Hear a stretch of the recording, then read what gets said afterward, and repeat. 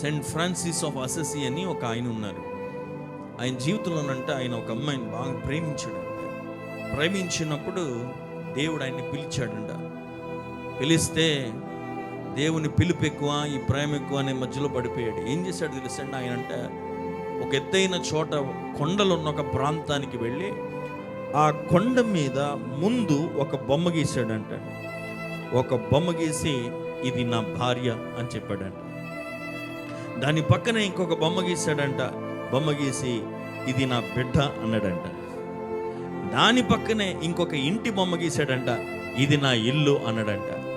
ఆ తర్వాత మట్టితో మొత్తం వాటిని కప్పేసి అన్నాడంట, నా దేవుని కళ నెరవేర్చడానికి, నా దేవుని ఉద్దేశం నేను నెరవేర్చడానికి నేను ఆశపడేవి, నేను కలగన్నవి అన్నీ నేను మట్టిలో కలిపేస్తున్నాను అన్నాడంట.